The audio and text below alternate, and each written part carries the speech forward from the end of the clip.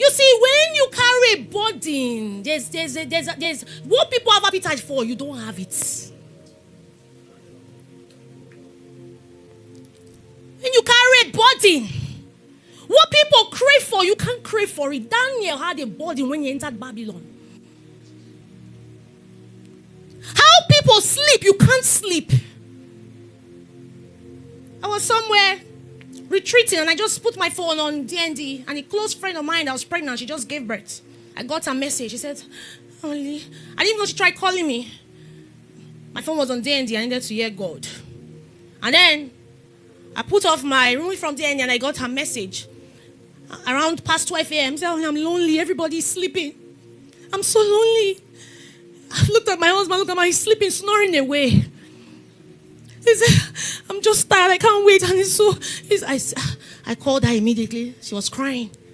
She was not only I can't sleep. I've been trying to have heartburn. I have this. I'm saying this to say, when you carry a burden, because a burden is spiritual pregnancy. That's what I'm bringing into the physical pregnancy. When you carry a burden, when people are sleeping, you can't sleep. You can't. You can't sleep. Look at the story of Jesus. The Garden of Gethsemane. The 3 people he carried out of his 12. They were sleeping. King James Version in Matthew 26 says they were sleeping from sorrow because they heard the prophecy. They were sorrowful about it. But they did nothing. They slept. But Jesus, who knew the cup he was carrying, couldn't sleep. You can't sleep. You can't. Even when you have you slept and you are talking, and somebody opens their eyes, sleeping by you and say you were saying refresh. You can't sleep. And listen, when you carry a burden, when God puts a burden in you, oppositions are part of it. Oppositions are part of it. 2 Corinthians 11 verse 25 to 28. Quickly. 2 Corinthians 11 verse 25 to 28.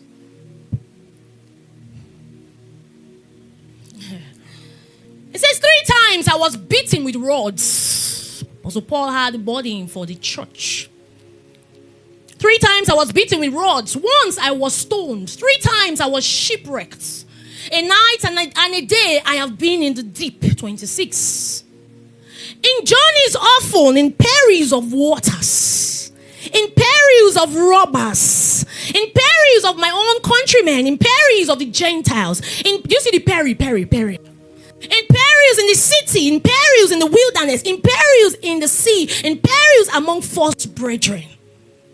27. In weariness and toil, in sleeplessness often, in hunger and thirst, in fastings often, in cold and nakedness. 28.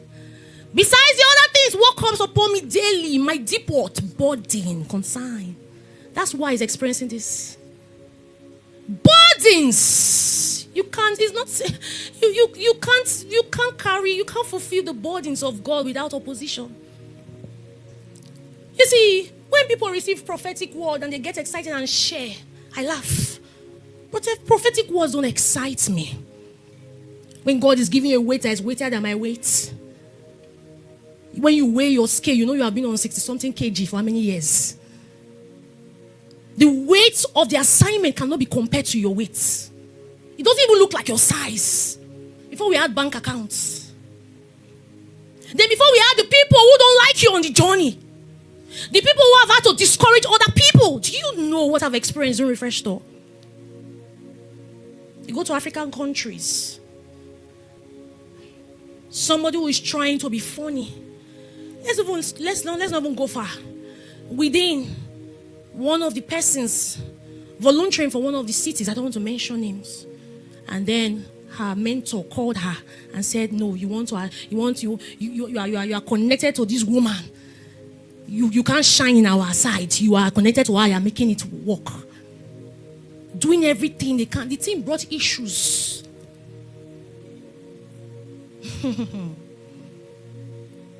Is it traveling? Is it me being in US, my South Africa flyer has been out.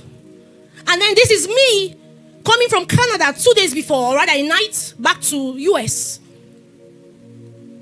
After being stressed out, flying from one state to another in the US ministry. And then I flew to Canada, came back, and then a night too. I went to whatever, stayed up, doing all manner of things, doing meetings upon meetings. And then I was on my way to the airport. Got to the airport, waiting for my flight to first Atlanta, having the layover, and then flying to waiting for my flight to Lagos. So that I can leave the next day. When I time I land, I just have a night in Lagos to go to South Africa because I must land in Lagos. And then I get a call at my boarding gates. Mama, I've been trying to reach you. What's up? I said that the venue that we got for Refresh South Africa, that once later there are issues that we will not be able to use the place. This was Tuesday. Refresh South Africa was Saturday. And I sat and I said, God, if I don't do this routine, nobody will kill me. Mixed feelings, uncertain things. I was fed up. From one to another. I'm like, God, you pray for finance. Now you have gotten here. It's now this thing. I said, God, what am I going to do? Well, you see, listen.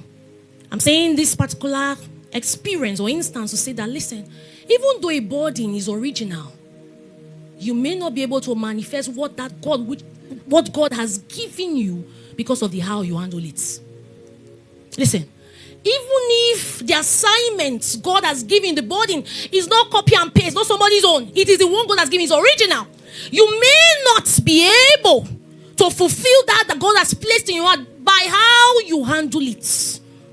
Burden is a seed. How you handle it makes it a fruit.